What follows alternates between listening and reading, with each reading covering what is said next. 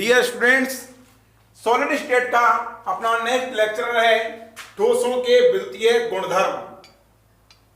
ठोसों के विद्युतीय गुणधर्म चालकता परास के आधार पर 27 वर्गों में वर्गीकृत किए गए हैं। 27 वर्ग में इनकी चालकता की परास ये मानी गई है कि 10⁻⁻20 से 10⁻7 ओम इनवर्स मीटर इनवर्स होती है। चालकता की परास 10⁻20 से 10⁻7 ओम इनवर्स मीटर इनवर्स होती है। इस चालकता की परास के आधार पर 27 वर्गों में वर्गीकृत किया गया है। चालकता की परास के आधार पर 12th लेवल तक इसको 3 वर्गों में वर्गीकृत किया गया है। पहला है चालक, जिसको बोलते हैं अपन कंडक्टर इंग्लिश में।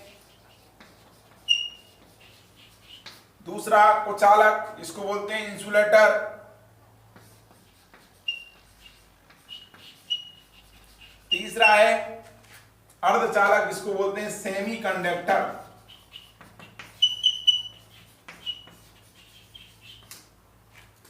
देखो, चालकता परास के आधार पर इनको 3 वर्गों में वर्गीकृत किया गया है। चालकता से अपने को इनकी जो बॉन्डिंग है उसका भी पता चलता है कि इनकी बॉन्डिंग के अंदर बॉन्डिंग किस प्रकार से पाई जाती है, इलेक्ट्रॉनों का वितरण किस प्रकार से मिलता है, ये अपन पता लगा सकते हैं। इधर चालकता की परास चालकों के अंदर 10⁻7 से 10⁻4 ओम इनवर्स मीटर इनवर्स के बीच होती है, जबकि कुचालकों की चालकता परास 10⁻⁻20 से 10⁻−10 ओम इनवर्स मीटर इनवर्स होती है। और अर्धचालकों की चालकता परास चालक और कुचालक के मध्यवर्ती होती है। इनकी चालकता की परास 10⁻6 से 10⁻4 ओम इनवर्स मीटर इनवर्स होती है। तो जो चालक हैं, अब इन चालक, अचालक और चालक, कुचालक और अर्धचालक, इनके ऊपर ताप का प्रभाव देखते हैं कि तापमान से चालकता किस प्रकार से प्रभावित होती है। तो देखना, जब चालकों का तापमान बढ़ाया जाता है तो इनकी चालकता कम हो जाती है। क्यों कम हो जाती है? क्योंकि जब तापमान बढ़ता है तो इलेक्ट्रॉन हैं, बैंड सिद्धांत में काम में ले रहा हूं यहां पर समझाने के लिए आपको। ये बैंड सिद्धांत के आधार पर भी अपन चालक, कुचालक और अर्धचालक देखेंगे। तो मैं थोड़ा सा तापमान के प्रभाव को समझाने के लिए बैंड सिद्धांत में काम में लेता हूं। ये इसके जो चालक होते हैं इनके अंदर बैंड पाए जाते हैं। एक तो संयोजी बैंड होता है और एक चालन बैंड होता है। संयोजी बैंड और चालन बैंड आपस में अतिव्यापित कर जाते हैं। ये इनका अतिव्यापन जोन है, ये कहलाता है इसका संयोजी बैंड। संयोजी बैंड ये संयोजी कोष के इलेक्ट्रॉन्स मिलकर के बनाते हैं और ये कहलाता है इनका चालन बैंड। चालन बैंड जो चालक होते हैं उन चालकों के अंदर संयोजी बैंड और चालन बैंड दोनों आपस में अतिव्यापित होते हैं। संयोजी बैंड के अंदर बहुत सारे संयोजी में इलेक्ट्रॉन्स मिलकर के संयोजी बैंड का निर्माण करते हैं। जैसे ही संयोजी अपन इसको गर्म करते हैं, तापमान बढ़ाते हैं, तो संयोजी बैंड के इलेक्ट्रॉन्स चालन बैंड और संयोजी बैंड आपस में अतिव्यापित होते हैं। तो जब गर्म इलेक्ट्रॉन इस वजह से संयोजी बैंड से चालन बैंड में आसानी से पहुंच जाते हैं। लेकिन जब इसको गर्म करेंगे तो अधिक संख्या में इलेक्ट्रॉन्स कहां पर पहुंच जाएंगे? गर्म करने पर उत्तेजित होकर के इलेक्ट्रॉन्स, ये क्रमशः उत्तेजित होकर के इलेक्ट्रॉन किसमें पहुंच जाते हैं? चालन बैंड के अंदर पहुंच जाते हैं, जिससे चालन बैंड के अंदर इलेक्ट्रॉन्स की अधिकता हो जाती है। और इलेक्ट्रॉन की अधिकता होने के कारण यहाँ पर इलेक्ट्रॉन की जो फ्री मोबिलिटी है, मैं कहूं कि मुक्त रूप से गमन है, वो नहीं कर पाते हैं। इसी वजह से तापमान बढ़ाने के साथ साथ, जो तापमान टेम्परेचर इंक्रीज करने के साथ साथ चालकों की जो चालकता है वो क्या हो जाती है? घट जाती है। जबकि कुचालक हैं, ये तापमान से इनकी चालकता पर कोई प्रभाव नहीं पड़ता है। जबकि अर्धचालक क्यों नहीं प्रभाव पड़ता है? क्योंकि जो कुचालक होते हैं इनमें बैंड सिद्धांत के आधार पर मैं समझूं तो ये संयोजी बैंड, ये चालन बैंड और ये संयोजी बैंड। चालन बैंड और संयोजी बैंड के बीच का जो ऊर्जा अंतराल है, ये इसका संयोजी बैंड। चालन बैंड और संयोजी बैंड के बीच का जो ऊर्जा अंतराल है, ये ऊर्जा अंतराल इतना अधिक होता है कि इलेक्ट्रॉन्स संयोजी बैंड से चालन बैंड में ऊर्जा पा करके नहीं पहुंच पाते हैं, जिससे कि विद्युत धारा का चालन नहीं होता है। क्योंकि वर्धित ऊर्जा अंतराल अधिक होने की वजह से इलेक्ट्रॉन संयोजी बॉन्ड से चालन बॉन्ड में नहीं पहुंच पाते हैं। इसी वजह से तापमान बढ़ाने पर कुचालकों की चालकता पर कोई भी प्रभाव नहीं पड़ता है। जबकि जो अर्धचालक हैं, वो अर्धचालकों की चालकता ताप बढ़ाने पर बढ़ जाती है। क्यों बढ़ जाती है? क्योंकि ये संयोजी बैंड, ये इसका होता है चालन बैंड और ये इसका होता है संयोजी बैंड। संयोजी बैंड और चालन बैंड के बीच का जो ऊर्जा अंतराल है वो कम होता है। ये ऊर्जा अंतराल कम होता है। ये ऊर्जा अंतराल इतनी कोटि का होता है कि इलेक्ट्रॉन्स ऊर्जा तापमान बढ़ाने पर ऊर्जा पा करके ये संयोजी बैंड से चालन बैंड में पहुंच जाते हैं और विद्युत धारा का चालन करते हैं। इसी वजह से अर्धचालकों की चालकता ताप बढ़ाने पर एक निश्चित तापमान बढ़ाने पर एक निश्चित परास तक चालकता बढ़ती है और अधिक तापमान बढ़ाने पर चालकता फिर घटने लगती है। इधर तो तापमान का प्रभाव चालक, अचालक और कुचालकों पर अपन ने देख लिया है। मैं इसकी चालकता परास भी देख लिया अपन ने। चालकों की चालकता परास 10 की पावर 4 से 10 की power 7 ohm inverse metre inverse होती है और कुचालकों की चालकता परास 10 की घात -20 से 10 की घात -10 ओम इनवर्स मीटर इनवर्स होती है। अर्धचालकों की चालकता परास 10 की घात -6 से 10 की घात 4 ओम इनवर्स मीटर इनवर्स होती है।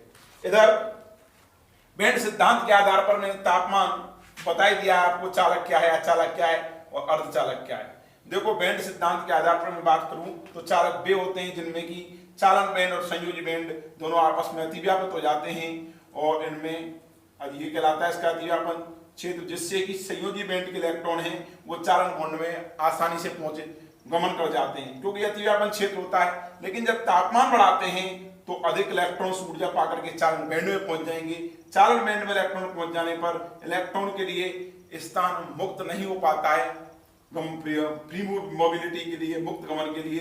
इसी वजह से इलेक्ट्रॉन के मुक्त गमन में बाधा उत्पन्न होती है और प्रतिरोध बढ़ जाता है, अर्थात तापमान बढ़ाने पर चालकों की चालकता घट जाती है। जबकि मैं बात करूं कुचालकों की, तो कुचालकों में संयोजी बैंड और चालन बैंड के मध्य ऊर्जा अंतराल इतना अधिक होता है कि इलेक्ट्रॉन्स ऊर्जा पा करके संयोजी बैंड से चालन बैंड में नहीं पहुंच पाते हैं। इस वजह से कुचालकों के पर तापमान का प्रभाव नहीं पड़ता है। जबकि अर्धचालकों के अंदर इलेक्ट्रॉन्स हैं वो संयोजी बैंड से ऊर्जा पा करके चालन बैंड में पहुंच जाते हैं, तापमान से ऊर्जा ग्रहण करके संयोजी बैंड से चालन बैंड में पहुंच जाते हैं। इसीलिए अर्धचालकों की चालकता ताप बढ़ाने पर बढ़ती है। अब एग्जाम्पल से देखते हैं इसके कि एग्जाम्पल कौन कौन से होते हैं, कि चालक के एग्जाम्पल क्या हैं और कुचालक के एग्जाम्पल क्या है, अर्धचालकों के एग्जाम्पल क्या है। तो देखो सिलिकॉन और जर्मेनियम ये दोनों की दोनों नैज अर्धचालक माने जाते हैं। एक सिलिकॉन हुआ, ये जर्मेनियम हुआ, ये नैज अर्धचालक माने जाते हैं। इधर इसको बोलते हैं नैज अर्धचालक। नैज का मतलब शुद्ध, इसमें सिलिकॉन और जर्मेनियम में किसी की इंप्योरिटी नहीं होती है, तो नैज अर्धचालक होते हैं। और नैज अर्धचालकों की चालकता कम होती है, इसके बारे में अपन चर्चा करेंगे। तो नैज अर्धचालकों की चालकता बढ़ाने के लिए क्या किया जाता है, तो डोपिंग की जाती है, अशुद्धि मिलाई जाती है। अशुद्धि मिलाने की प्रक्रिया को बोलते हैं अपन डोपिंग। जब नैज अर्धचालकों में अशुद्धि मिलाई जाती है तो एन टाइप और पी टाइप दो प्रकार के अर्धचालक बनते हैं। उसके बारे में अपन अर्धचालक जब स्पेशल पढ़ाएंगे तब चर्चा करेंगे। अभी मैं एग्जाम्पल की बात कर रहा था। सिलिकॉन और जर्मेनियम शुद्ध अवस्था में कहलाते हैं नैज अर्धचालक। ठीक, जब इसमें अशुद्धि मिला दी जाती है तब ये एन टाइप और पी टाइप के अर्धचालक बनते हैं। अभी थोड़ी देर बाद चर्चा करते हैं इसमें। कुचालकों के मैं एग्जांपल की बात करूं तो रबड़ क्या है, कुचालक है। प्लास्टिक क्या है, कुचालक है। इधर सूखी लकड़ी है, ड्राई वुड, सूखी लकड़ी, ये भी क्या है, कुचालक है। बैगला है, प्लास्टिक है, वो भी क्या है, कुचालक है। तो ये क्या है, कुचालक होते हैं इधर। और चालक क्या है, चालक दो प्रकार के होते हैं, इसके बारे में मैं चर्चा कर लेता हूं। दो प्रकार के चालक कौन कौन से हैं। एक तो होते हैं धात्विक चालक, धात्विक चालक।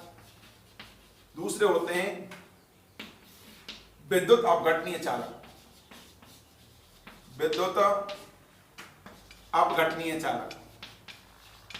देखो धात्विक चालकों में जो चालकता होती है वो मुक्त इलेक्ट्रॉन्स के कारण होती है, फ्री इलेक्ट्रॉन्स के कारण, मुक्त इलेक्ट्रॉन्स के कारण। धात्विक चालकों में चालकता इलेक्ट्रॉन्स के कारण होती है, जबकि विद्युत अपघटनीय चालकों के अंदर जो चालकता है वो चालकता आयंस के कारण होती है। आयन, जब आयन विपरीत आवेशित इलेक्ट्रोड की ओर गमन करते हैं, तो जब मैं बात करूं, अब विद्युत अपघटनीय चालक एक सेल के अंदर देखने को मिलता है, ये कैथोड और एनोड लगा दिया, ये पाथ रहा, ये एक कैथोड इलेक्ट्रॉन होगा, एक एनोड इलेक्ट्रोड होगा, इनको संयुक्त कर दिया बैटरी से या सेल से, तो इसमें ये इलेक्ट्रोलाइट डाल दिया, तो ये विपरीत आवेशित एक एनोड है और ये कैथोड है। तो विपरीत आवेशित इलेक्ट्रोड की ओर ये आयंस गमन करते हैं, जैसे कि यहाँ पर मैंने कॉपर सल्फेट का सॉल्यूशन लिया, तो यहाँ पर Cu+2 आयन है वो कैथोड की तरफ जाएगा, और ये सल्फेट आयन है SO4-2 आयन है वो एनोड की ओर जाएगा। ये कॉपर सल्फेट का एक्वस सॉल्यूशन लिया है। तो यहाँ पर आयंस जब विपरीत इलेक्ट्रोड की ओर गमन करते हैं तो विद्युत अपघटनीय चालक होते हैं। तो विद्युत अपघटनीय चालकों में चालकता आयंस के कारण होती है, जबकि धात्विक चालकों के अंदर चालकता मुक्त इलेक्ट्रॉन्स के कारण देखने को मिलती है। और धात्विक चालक अच्छे चालक माने जाते हैं, इनमें विद्युत धारा का प्रवाह आसानी से देखने को मिलता है। तो धात्विक चालक कौन से होते हैं? सभी धातुएं धात्विक चालक होते हैं। इनमें विशेषकर अच्छी चालकता होती है, प्लेटिनम की, सिल्वर चांदी की, और कॉपर अच्छा चालक माना जाता है। जिसके अंदर मुक्त इलेक्ट्रॉन्स की संख्या जितनी अधिक होगी उसकी चालकता, कंडक्टिविटी उतनी ही अधिक होती है। तो ये अपन ने चालक, अचालक और अर्धचालकों के बारे में चर्चा की। अब मैं स्पेशली अर्धचालकों के बारे में चर्चा करता हूं। तो अर्धचालकों में शुद्ध अवस्था में सिलिकॉन अर्धचालकों के बारे में चर्चा करता हूं। तो जो शुद्ध अवस्था में सिलिकॉन और जर्मेनियम ये कहलाते हैं नेज अर्धचालक। इन नेज अर्धचालकों की चालकता कम होती है। इन नेज अर्धचालकों की चालकता बढ़ाने के लिए क्या करते हैं अपन? कुछ इम्प्योरिटी मिलाई जाती हैं, अशुद्धियां मिलाई जाती हैं। इस अशुद्धि मिलाने की प्रक्रिया को अपन डोपिंग कहते हैं। तो जब डोपिंग करते हैं तो इन अर्धचालकों की चालकता बढ़ जाती है। इधर चालकता किस प्रकार से बढ़ती है इसके बारे में चर्चा करते हैं अपन। तो ये अर्धचालक सेमीकंडक्टर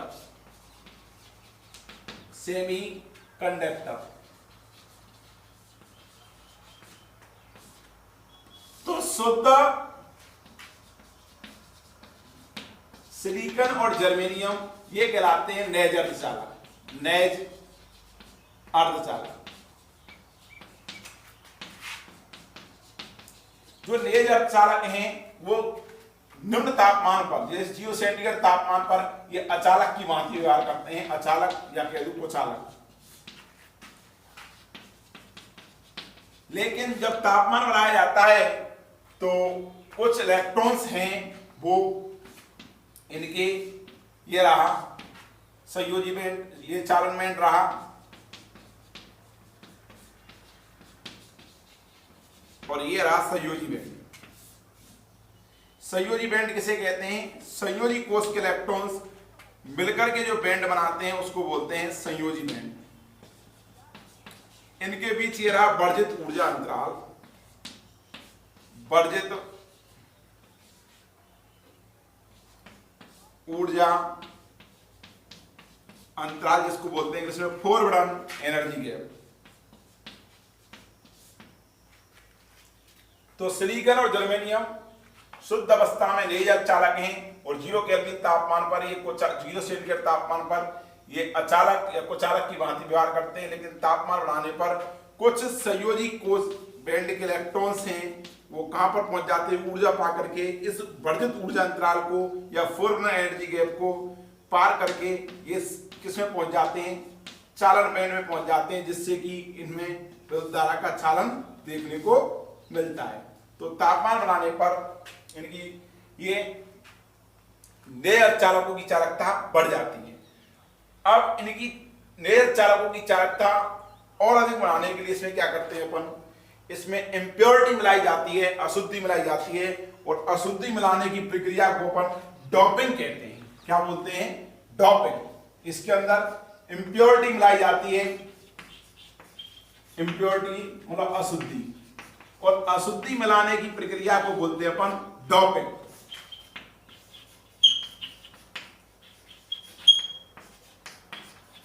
डोपिंग बोलते हैं इसको। तो इधर इसमें जब डोपिंग की जाती है तो दो प्रकार के अर्धचालक बनते हैं। एक बनता है एन टाइप अर्धचालक, एन टाइप अर्धचालक सेमीकंडक्टर, और दूसरा बनता है पी टाइप अर्धचालक, पी टाइप अर्धचालक। अब बात यह आती है कि एन टाइप अर्धचालक कब बनता है और पी टाइप अर्धचालक कब बनता है। जब सिलिकॉन शुद्ध, मतलब शुद्ध सिलिकॉन और जर्मेनियम मतलब नेज अर्धचालक, जब नेज अर्धचालक के अंदर अर्धचालक में पंचम वर्ग, फिफ्थ ए वर्ग, फिफ्थ ए वर्ग बोले तो नाइट्रोजन, फास्फोरस और आर्सेनिक की अशुद्धि, आर्सेनिक तत्व की अशुद्धि मिलाई जाती है। आर्सेनिक तत्व की, फिफ्थ ए वर्ग तत्व की, फिफ्थ ए वर्ग में आते हैं नाइट्रोजन, फास्फोरस, आर्सेनिक, एंटीमनी और बिस्मुथ। इसमें विशेषकर 3 तत्वों की अशुद्धि मिलाते हैं, एंटीमनी काम में नहीं देते।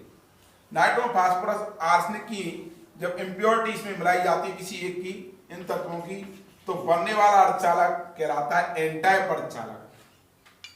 जब अशुद्धि, नेज अर्धचालक में अशुद्धि, नेज अर्धचालक में अशुद्धि मिलाते हैं अपन किसकी, थर्ड ए वर्ग की। थर्ड ए वर्ग में कौन कौन से आते हैं, बोरॉन है, एल्युमिनियम है और गैलियम है, इंडियम और थेलियम। इनकी अशुद्धि मिलाते हैं, इंप्योरिटी मिलाते हैं, तब बनता है पी प्रकार का अर्धचालक।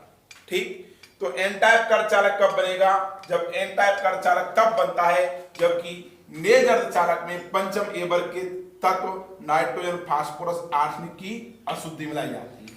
और पी टाइप का अर्धचालक कब बनता है कि जब नेज अर्धचालक में थर्ड ए वर्ग, बोरॉन की, एल्युमिनियम और गैलियम की इंप्योरिटी मिलाई जाती है, अशुद्धि मिलाई जाती है, तो पी टाइप का अर्धचालक बनता है। अब इसको देखते हैं कि एन टाइप के अर्धचालक में जो धारावाहक होते हैं वो क्या होते हैं, और पी टाइप के अर्धचालक हैं उसमें धारावाहक क्या होते हैं।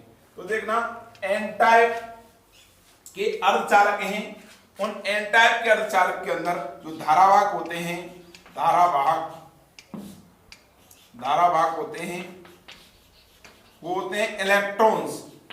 जबकि पी टाइप के अर्धचालक हैं, इनमें जो धारावाहक होते हैं, बहुसंख्यक धारावाहक, ये होते हैं होल्स। अब ये होल क्या है और ये इलेक्ट्रॉन्स क्या है, इसके बारे में चर्चा करते हैं। तो देखो, शुद्ध सिलिकॉन और जर्मेनियम, जिसको बोलते हैं हम नेज अर्धचालक, नेज अर्धचालक, इनमें एक विशेष गुण पाया जाता है। सिलिकॉन और जर्मेनियम में ये कार्बन फैमिली के हैं, इनमें श्रृंखलन का गुण पाया जाता है।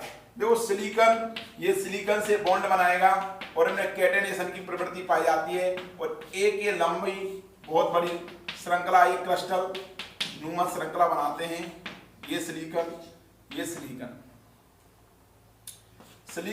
आपस में ये बॉन्ड बना लेते हैं। सिलिकॉन के संयोजी कोष में 4 इलेक्ट्रॉन्स होते हैं। कितने इलेक्ट्रॉन होते हैं सिलिकॉन के संयोजी कोष में?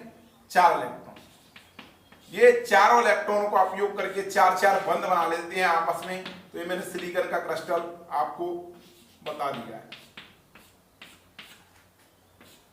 ये 4-4 इलेक्ट्रॉन्स प्रत्येक बंध में, संयोजी कोष में 4 इलेक्ट्रॉन होते हैं। तो एक इलेक्ट्रॉन इसका, एक इलेक्ट्रॉन ये रहा, इसका एक इलेक्ट्रॉन ये रहा, एक इलेक्ट्रॉन ये रहा। दूसरा सिलिकॉन भी इसके एक इलेक्ट्रॉन यहां पर देगा, एक इलेक्ट्रॉन यहां, एक इलेक्ट्रॉन इसका ये रहा, एक इलेक्ट्रॉन यहां। प्रत्येक बंध के अंदर 2 इलेक्ट्रॉन मिलते हैं जो कि एक इलेक्ट्रॉन के साझे से आते हैं। अब इसके अंदर मैं इसकी इंप्योरिटी मिलाऊंगा। जैसे कि मैंने एन टाइप अर्धचालक बनाना है मेरे को, तो मैं यहाँ पर नाइट्रोजन, फास्फोरस, आर्सेनिक की अशुद्धि मिलाऊंगा। तो देखो, फास्फोरस है या नाइट्रोजन है, तो फास्फोरस का परमाणु क्रमांक कितना होता है? 15। तो इसके संयोजी कोष में इलेक्ट्रॉन होते हैं 5। इसका इलेक्ट्रॉनिक विन्यास क्या होगा? 2 8 5।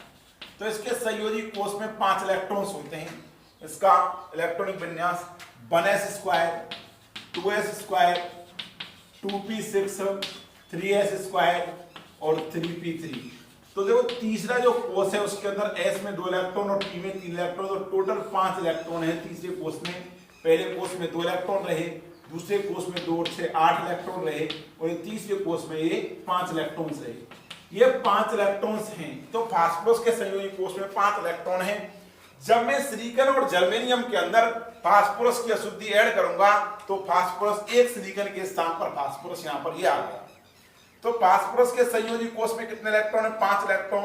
तो इसने एक इलेक्ट्रॉन तो इसके साथ बंध बनाने में काम में ले लिया, एक इलेक्ट्रॉन इसके साथ बंध बनाने में काम में ले लिया, एक इलेक्ट्रॉन फास्फोरस ने इसके साथ बंध बनाने में काम ले लिया, एक इलेक्ट्रॉन इसके साथ बंध बनाने में काम में ले लिया।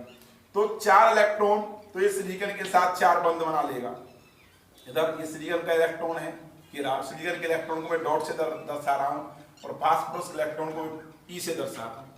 तो इसमें ये फास्फोरस के इलेक्ट्रॉन्स 4 तो वो सिलिकॉन के साथ बंध बना लिए। अब एक इलेक्ट्रॉन ये मुक्त रह जाता है, ये इलेक्ट्रॉन कहलाता है मुक्त इलेक्ट्रॉन। या अब ये मुक्त इलेक्ट्रॉन इसके अंदर गमन करता रहता है, जिससे कि इस लेजर चालक की जिससे कि इस एंटाई प्रचालक जो डोपिंग से बना है, एंटाई प्रचालक किससे बना है? डोपिंग से। किसमें?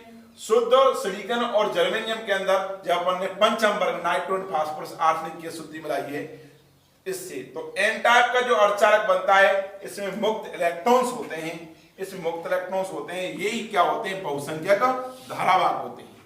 तो ये कहलाते हैं, इन इस पंचम वर्ग की अशुद्धि को अपन बोलते हैं इलेक्ट्रॉन धनी अशुद्धि, इलेक्ट्रॉन धनी अशुद्धि। N4 नेगेटिव चार्ज है, एन टाइप प्रचालक का मतलब N4 नेगेटिव चार्ज है, तो यहां पर जो इलेक्ट्रॉन पर जो क्या होता है? Negative charge.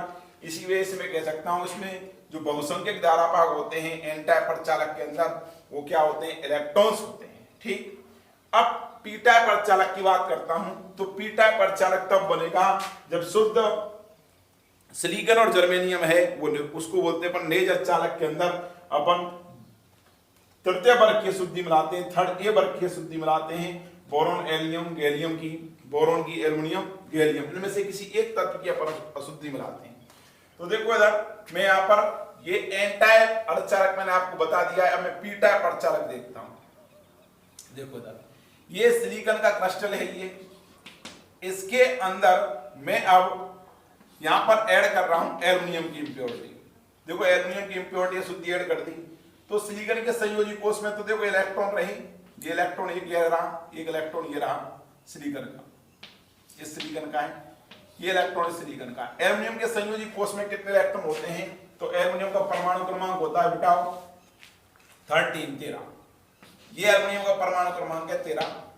इसके संयोजी कोष में इलेक्ट्रॉन होंगे 2 8 और ये 3 संयोजी कोष में इलेक्ट्रॉन होंगे इसके में 3। इधर देखो कैसे 1s² 2s² और 2p6 और 3s² और 3p1।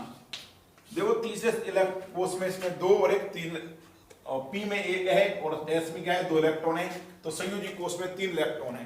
तो एल्यूमिनियम के में इलेक्ट्रॉन्स को सिलिकॉन के इलेक्ट्रॉन को जो मैंने डॉट से दर्शा दिया, एल्यूमिनियम के इलेक्ट्रॉन्स को मैं ई से दर्शा रहा हूं। यहां पर ये इलेक्ट्रॉन एल्यूमिनियम का एक इलेक्ट्रॉन ये रहा, दूसरा इलेक्ट्रॉन ये रहा, तीसरा इलेक्ट्रॉन ये रहा, तो 3 इलेक्ट्रॉन है संयोजी कोष में, तीनों की तीनों काम में आ गए। अब चौथा इलेक्ट्रॉन काम यहां पर नहीं है, तो यहां पर रिक्त स्थान शेष रह जाता है, इसको बोलते हैं अपन हॉल। क्या बोलते हैं? हॉल। ये क्रिस्टल के अंदर चालकता के लिए जिम्मेदार माना जाता है। अब चालकता कैसे बढ़ेगी कि जो सिलिकॉन का इलेक्ट्रॉन है यहां पर ये आ जाता है इस हॉल में, तो यहां पर ये हॉल हो जाता है। ये इसके जब ये सिलिकॉन ये वाला सिलिकॉन है इसका इलेक्ट्रॉन इस हॉल में आ जाएगा, फिर हॉल उत्पन्न यहां पर हो जाता है। तो पूरे इस पी टाइप का जो अर्धचालक है ये अर्धचालक के अंदर ये हॉल गमन करता रहता है, जिससे इसकी चालकता बनी रहती है। जो एन टाइप अर्धचालक है उस एन टाइप अर्धचालक में इलेक्ट्रॉन पूरे क्रिस्टल के अंदर गमन करता रहता है, जिससे कि एन टाइप अर्धचालक है उसकी चालकता बनी रहती है। तो आपको ये याद रखना है, कई बार आरबीएससी के अंदर ये पूछ लेते हैं आपसे कि जो एन टाइप अर्धचालक है उसके अंदर 1 नंबर का क्वेश्चन आता है, एन टाइप अर्धचालक है उसमें किस वर्ग की अशुद्धि मिलाई जाती है? तो एन टाइप अर्धचालक बनाने के लिए अपन पंचम ए वर्ग की अशुद्धि मिलाते हैं, उसमें तत्व पाते हैं नाइट्रोजन है, फास्फोरस है, आर्सेनिक और एंटीमनी और विस्मृत। ठीक। इधर पी टाइप का अर्धचालक है, उसको बनाने के लिए अपन किस वर्ग के शुद्धि मिलाते हैं, किस वर्ग के तत्व के शुद्धि मिलाते हैं, तो थर्ड ए वर्ग के तत्व के शुद्धि मिलाते हैं। इसमें बोरॉन है, एल्युमिनियम है, गैलियम और इंडियम और थेरियम आते हैं। इधर इसमें जो एन टाइप अर्धचालक है उसमें बहुसंख्यक धारावाहक क्या होते हैं, इलेक्ट्रॉन्स होते हैं, और जो पी टाइप का अर्धचालक है उसके अंदर बहुसंख्यक धारावाहक क्या होते हैं, होल होते हैं। तो इधर इस प्रकार से आपको आधे नंबर का क्वेश्चंस देखने को मिल सकता है, आधे 1 नंबर का अर्धचालक के ऊपर। अब अपना जो नेक्स्ट टॉपिक है वह ठोसों के विद्युतीय गुणधर्म के बाद है ठोसों के चुंबकीय गुणधर्म। ठोसों के चुंबकीय गुणधर्म, magnetic property of solid.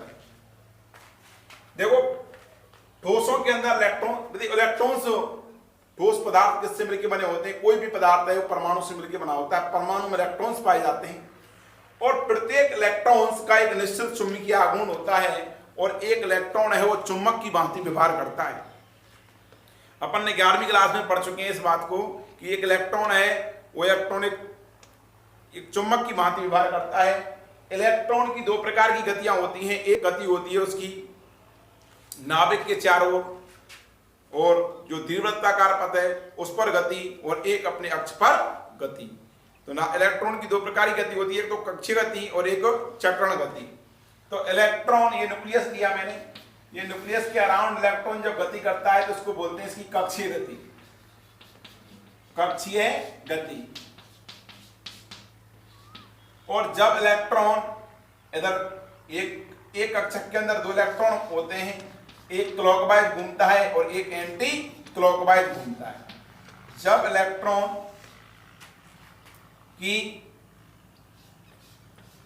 Anti clockwise गति होती है और एक होती है इसकी क्लॉकवाइज गति।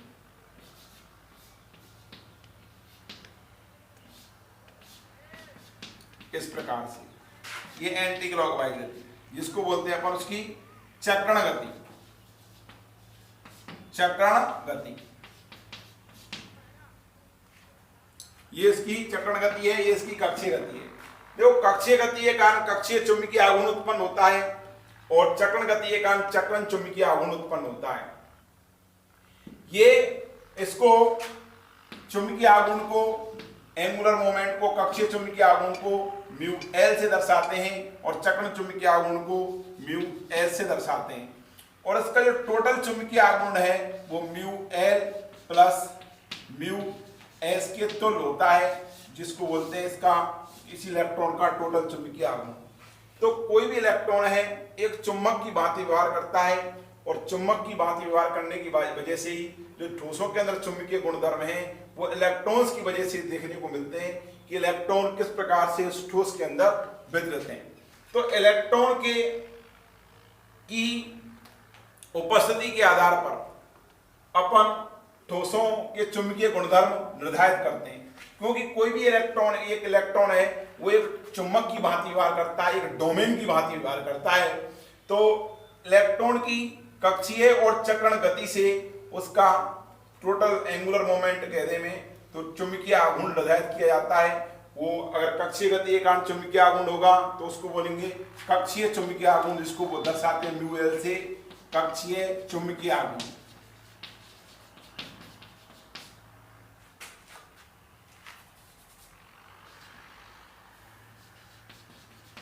कक्षीय चुंबकीय आघूर्ण, और इसको दर्शाएंगे म्यू एस से, इसको बोलते हैं चक्रण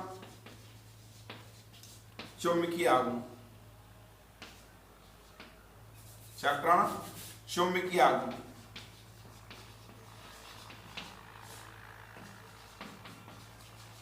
और ये म्यू टोटल होता है mu L plus mu S, अर्थात कक्षीय चुंबकीय आघूर्ण और चक्रण चुंबकीय आघूर्ण है इसका सम। तो एक इलेक्ट्रॉन एक चुंबक की भांति व्यवहार करता है और एक इलेक्ट्रॉन को अपन बोल सकते हैं कि एक इलेक्ट्रॉन है वो एक डोमेन की भांति व्यवहार कर सकता है, छोटे चुंबक की भांति, इसको बोलते हैं अपन डोमेन। अब इलेक्ट्रॉन के वितरण के आधार पर अपन ये बता सकते हैं, इसके लिए अपन डोमेन के वितरण के आधार पर अपन ये बता सकते हैं कि ये पदार्थ अनुचुंबकीय होगा, ये पदार्थ प्रतिचुंबकीय होगा, ये पदार्थ लोहा चुंबकीय होगा, ये पदार्थ प्रति लोहा चुंबकीय होगा। तो इसके आधार पर चुंबकीय आघूर्ण के आधार पर इनको 4 वर्गों में बांटा गया है, 4-5 वर्गों में मैं बताता हूं। पहला आता है अणुचुंबकीय पदार्थ। अणुचुंबकीय पदार्थ तो अणुचुंबकीय वे होते हैं कि ऐसे पदार्थ जिनमें कि अयुग्मित इलेक्ट्रॉन्स पाए जाते हैं। अनपेयर्ड इलेक्ट्रॉन्स देखने को मिलते हैं। इस प्रकार से मैं कह दूं, जैसे कोई इलेक्ट्रॉन पी कक्षक लिया, पी कक्षक में 3 इलेक्ट्रॉन अयुग्मित दर्शा दिए। तो ऐसे ठोस जिनके अंदर अयुग्मित इलेक्ट्रॉन्स देखने को मिलते हैं वो अणुचुंबकीय प्रवृत्ति के होते हैं। तो अणुचुंबकीय पदार्थ हैं वो चुंबकीय क्षेत्र के अंदर प्रबल रूप से आकर्षित होते हैं, प्रबल रूप से आकर्षित होते हैं चुंबकीय क्षेत्र के अंदर।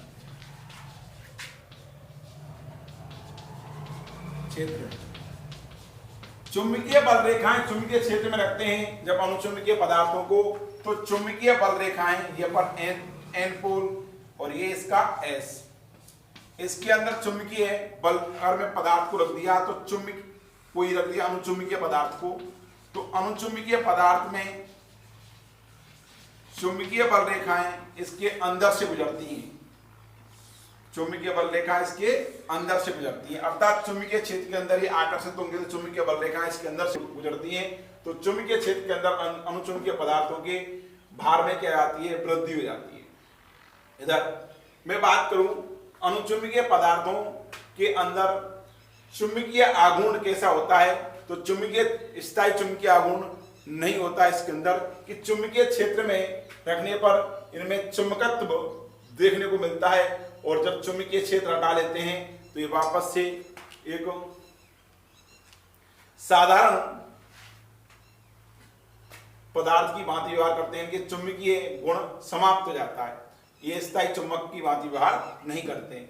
तो अणुचुंबकीय पदार्थ हैं उनमें अपन कैसे पहचानेंगे कि यह अणुचुंबकीय है या प्रतिचुंबकीय है, तो अणुचुंबकीय पदार्थों में अयुग्मित इलेक्ट्रॉन्स पाए जाते हैं। जैसे कि मैं बात करूं इधर टाइटेनियम, टाइटेनियम के संयोजी कोष में कितने इलेक्ट्रॉन हैं और टाइटेनियम है क्या है, देखो टाइटेनियम का परमाणु क्रमांक होता है 22।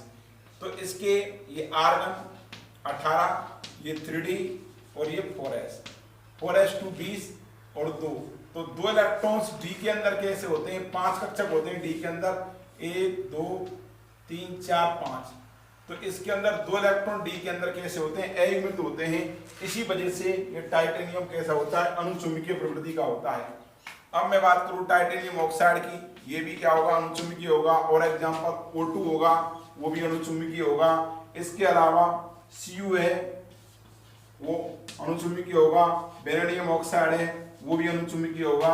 ये Cu+2 है, ये भी कैसा होगा, अणुचुंबकीय होगा। ये Fe+3 है वो भी कैसा होगा, अणुचुंबकीय। देखो मैं इसको वापस से आपके लिए समझाता हूं कि इसमें किसी एक को देख लो आप, जैसे कि Fe+3 को देखते हैं तो Fe का परमाणु क्रमांक होता है 26, इधर इसमें 3D 8 और इधर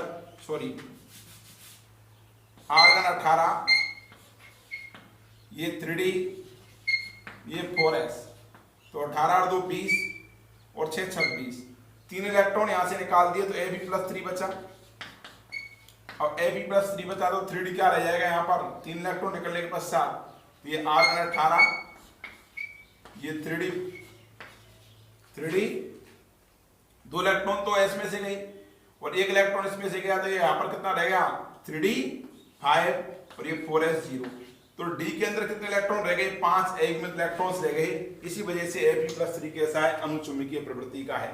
11वीं क्लास में भी अपन ने अणुचुंबकीय और प्रतिचुंबकत्व को पढ़ लिया है MOT के अंदर।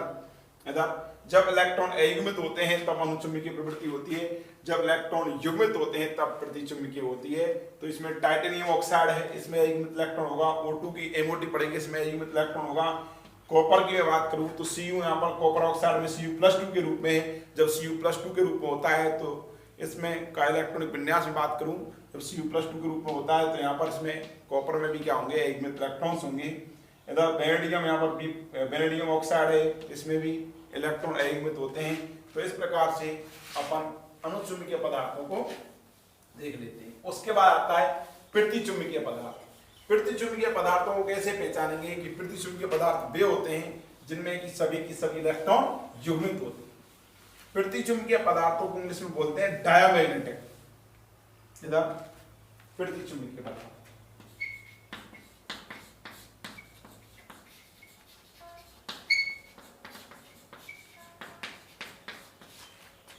डायामैग्नेटिक।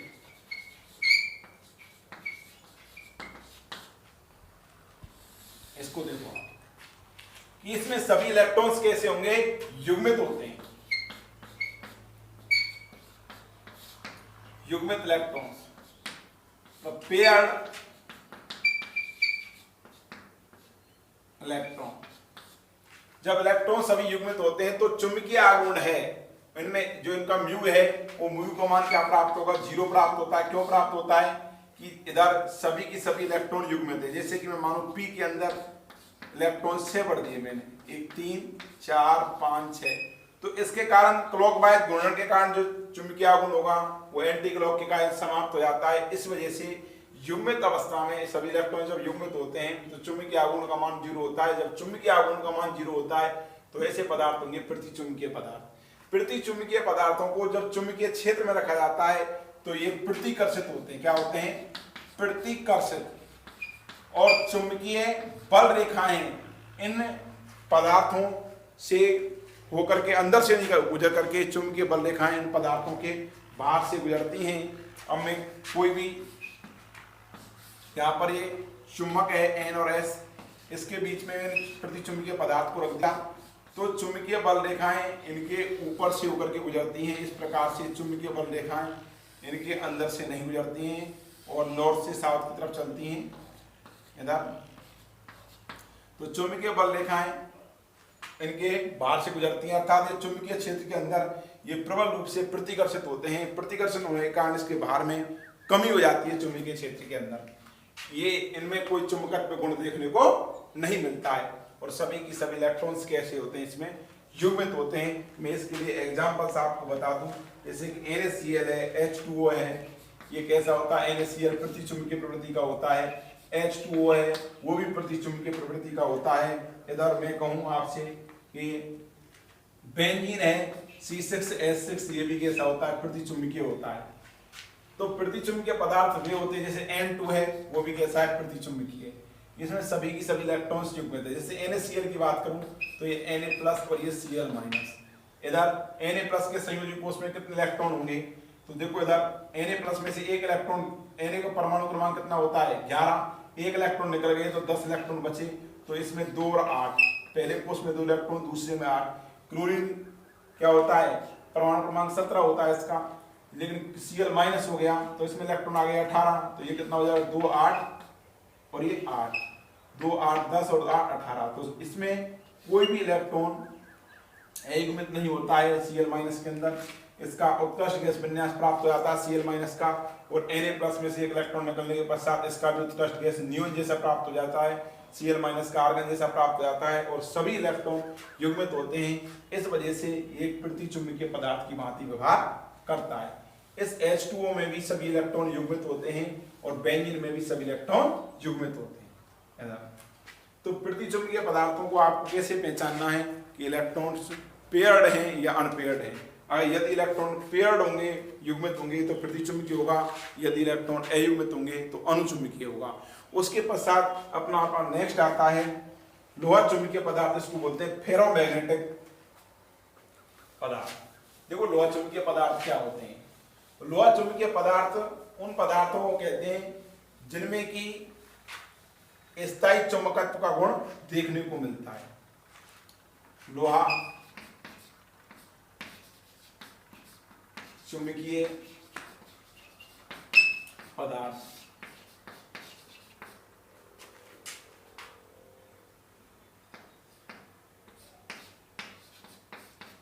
लोहा चुंबकीय बोलते हैं इसको, फेरोमैग्नेटिक। देखो सर, इनमें स्थायी चुंबकत्व देखने को मिलता है। ये जैसे कि लोहा है, Fe है, निकेल है, कोबाल्ट है, गैडोलिनियम है, इधर इसके अंदर ये अपने को देखने को मिलता है क्रोमिक ऑक्साइड है, ये जैसे कि क्रोमिक ऑक्साइड है, CrO है, ये लोहा चुंबकीय प्रवृत्ति के होते हैं। देखो इनमें अनपेयर्ड इलेक्ट्रॉन्स पाए जाते हैं। जब इनको चुंबकीय क्षेत्र के अंदर रखा जाता है, एक इलेक्ट्रॉन डोमेन की भांति व्यवहार करता है। तो इसके अंदर जैसे कि मैं बात करूं Fe के अंदर, तो Fe के अंदर भी अनपेयर्ड, d ऑर्बिटल के अंदर अनपेयर्ड इलेक्ट्रॉन्स हैं, निकेल के अंदर भी d ऑर्बिटल में अनपेयर्ड है, कोबाल्ट के अंदर भी d ऑर्बिटल में अनपेयर्ड है, और Gd के अंदर f ऑर्बिटल में अनपेयर्ड इलेक्ट्रॉन है, क्रोमियम के अंदर भी d ऑर्बिटल के अंदर अनपेयर्ड इलेक्ट्रॉन है। और एक इलेक्ट्रॉन है, वो एक इलेक्ट्रॉन एक चुंबक की भांति व्यवहार करता है। तो इसमें चुंबकीय क्षेत्र में जैसे मैं बात करूं, तो चुंबकीय क्षेत्र में इसको रखते हैं, तो ये इलेक्ट्रॉन्स हैं, जैसे इलेक्ट्रॉन, ये इलेक्ट्रॉन रहे, ये इलेक्ट्रॉन चुंबकीय, जैसे कि इलेक्ट्रॉन्स को मैंने इसे रिप्रेजेंट कर दिया, इस प्रकार से रिप्रेजेंट कर दिया इलेक्ट्रॉन्स को। तो एक चुंबक इसमें इधर उधर हैं फिलहाल में, लेकिन जब चुंबकीय क्षेत्र लगाते हैं तो चुंबकीय क्षेत्र में लगाने पर एक इलेक्ट्रॉन्स एक डोमेन को रिप्रेजेंट कर रहा है। तो जैसे ही मैं मैग्नेटिक फील्ड लगाऊंगा, N और S, यहाँ पर मैग्नेटिक फील्ड लगाता हूं मैं, तो जब मैग्नेटिक फील्ड लगाता हूं तो उस टाइम पर ये डोमेन्स हैं वो एक ही दिशा में संरेखित हो जाते हैं। जैसे कि समांतर क्रम में सभी की सभी डोमेन्स हैं, चुंबकीय क्षेत्र लगाने पर समांतर क्रम में संरेखित हो जाएंगे। चुंबकीय, यहाँ पर चुंबकीय क्षेत्र नहीं लगाया हुआ है फिलहाल मैंने, जैसे मैं चुंबकीय क्षेत्र लगाता हूं तो ये सभी डोमेन्स एक ही दिशा में संरेखित हो जाते हैं। जब ये एक दिशा में संरेखित हो जाते हैं तो इनमें एक चुंबकत्व का गुण देखने को मिलता है। और चुंबकीय क्षेत्र जब हटा दूं, एक बार चुंबकीय क्षेत्र लगाने के पश्चात मैं चुंबकीय क्षेत्र हटा देता हूं, तब भी इन डोमेन्स की दिशा नहीं बदलती है, और इस वजह से इनमें स्थायी चुंबकत्व देखने को मिलता है। और ये लोहा चुंबकीय पदार्थ हैं, वो चुंबकीय क्षेत्र के अंदर प्रबल रूप से आकर्षित होते हैं और एक स्थायी चुंबक की भांति व्यवहार करते हैं। तो स्थायी चुंबक बनाने के लिए अपन एल्युमिनियम, निकल और कोबाल्ट का प्रयोग करते हैं, अल्नेको का, और इधर लोहे का प्रयोग करते हैं, गैडोलिनियम का प्रयोग करते हैं, और क्रोमिक ऑक्साइड का भी अपन प्रयोग करते हैं। इस प्रकार से ये लोहा चुंबकीय पदार्थ अपना समाप्त होता है। लोहा चुंबकीय पदार्थ में आपको एक तो उदाहरण याद रखने, प्रति चुंबकीय, अणुचुंबकीय और लोहा चुंबकीय, इन सभी के आपको एग्जाम्पल्स याद रखने। प्रति चुंबकत्व गुण किसके कैसे देखते हैं अपन, कि जब सभी इलेक्ट्रॉन्स युग्मित होते हैं तो प्रति चुंबकीय होगा। प्रति चुंबकीय तो चुंबकीय क्षेत्र के अंदर प्रबल रूप से क्या होगा, प्रतिकर्षित होता है। अणुचुंबकीय को कैसे देखते हैं, जब इलेक्ट्रॉन अनपेयर्ड होते हैं तब अणुचुंबकीय प्रवृत्ति का होता है। अणुचुंबकीय पदार्थ हैं वो चुंबकीय क्षेत्र के अंदर आकर्षित होते हैं। लोहा चुंबकत्व क्या है, लोहा चुंबकत्व आपको ये देखना है कि जब चुंबकीय क्षेत्र प्रत्येक इलेक्ट्रॉन से एक डोमेन की भांति व्यवहार करता है, तो जब चुंबकीय क्षेत्र लगाते हैं तो ये डोमेन केवल समांतर क्रम में एक ही दिशा में संरेखित हो जाते हैं। और जब इलेक्ट्रॉन्स जब एक ही दिशा के अंदर चक्रण, इलेक्ट्रॉनों का चक्रण एक ही दिशा में हो जाता है, क्लॉकवाइज तो क्लॉकवाइज, एंटी क्लॉकवाइज तो एंटी क्लॉकवाइज, डोमेनों का जब चक्रण एक ही दिशा में हो जाता है, तो ऐसी स्थिति के अंदर ये इसके अंदर स्थायी चुंबकत्व का गुण आता है, और चुंबकीय क्षेत्र पाने पर भी ये स्थायी चुंबक की भांति व्यवहार करते हैं, और ये चुंबकीय क्षेत्र के अंदर बहुत प्रबल रूप से, उच्च प्रबल रूप से आकर्षित होते हैं। लोहा चुंबकीय पदार्थों के आपको उदाहरण याद रखना है, Fe है, निकल है, कोबाल्ट है, गैडोलिनियम है और क्रोमिक ऑक्साइड है।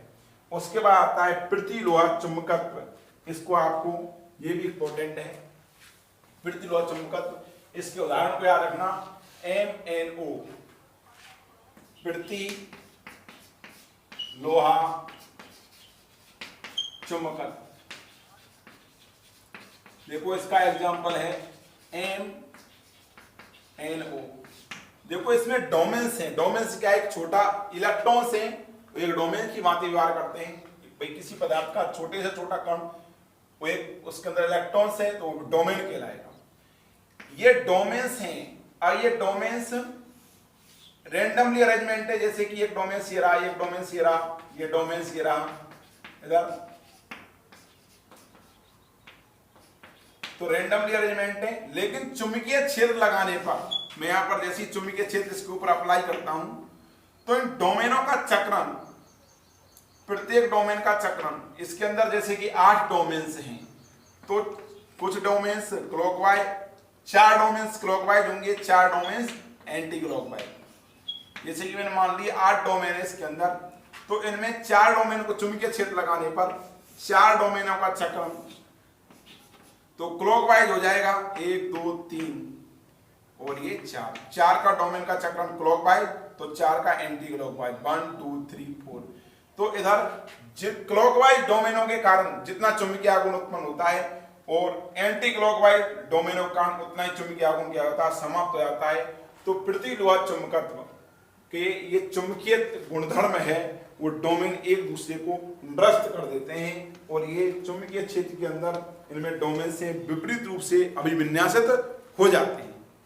जब विपरीत रूप से अभिविन्यासित हो जाते हैं, एक दूसरे के चुंबकीय आघूर्ण को निरस्त कर देते हैं और विपरीत रूप से अभिविन्यासित हो जाते हैं, इस वजह से इनमें चुंबकीय आघूर्ण का मान निरस्त हो जाता है और चुंबकीय आघूर्ण का मान निरस्त हो जाने के कारण ये चुंबकीय क्षेत्र में बहुत, जब ये रैंडमली अरेंजमेंट होता है तभी हल्के रूप से आकर्षित होते हैं। तो इनको बोलते हैं अपन प्रतिलोह चुंबकीय पदार्थ। और इसके एंड में जो आता है उसको बोलते हैं फेरोमैग्नेटिक, इसको बोलते हैं एंटी फेरोमैग्नेटिक।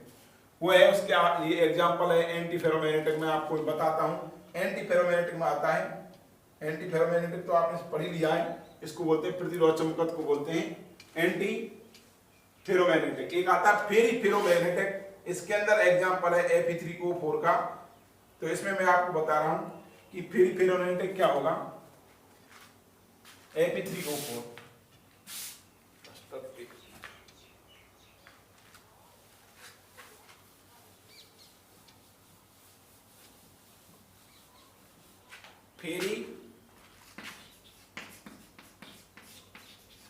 फेरोमैग्नेटिक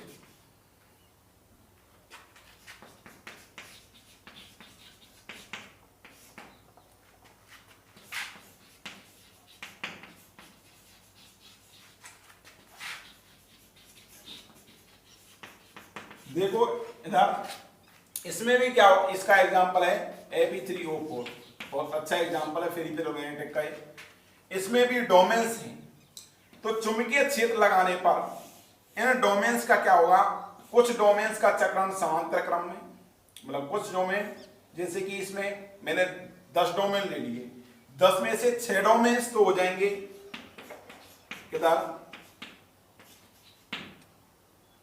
जैसे कि 10 डोमेन्स लिए इसमें, तो 6 डोमेन्स तो क्लॉकवाइज होंगे और 4 डोमेन्स एंटी क्लॉकवाइज। तो कुछ डोमेन्सों का चक्रण क्लॉकवाइज हो जाता है और कुछ का एंटी क्लॉकवाइज। ऐसा नहीं है कि एक दूसरे को कंप्लीटली निरस्त कर दें डोमेन्स 6 में से, जैसे कि 3 domains clockwise 3 domains anti clockwise, ऐसा नहीं होगा इसके अंदर। कुछ डोमेन्स का चक्रण क्लॉकवाइज या एंटी क्लॉकवाइज एक दूसरे को निरस्त नहीं करते हैं, कुछ डोमेन्स का चक्रण इसमें क्लॉकवाइज या एंटी क्लॉकवाइज बना रहता है। जैसे कि यहां पर ये डोमेन्स ले लिए, तो यहां पर एंटी क्लॉकवाइज एक ये रहा, एक ये रहा, एक ये रहा, 3 डोमेन्स, और इधर ये क्लॉकवाइज 1 2 3 4 5 और 6 डोमेन्स।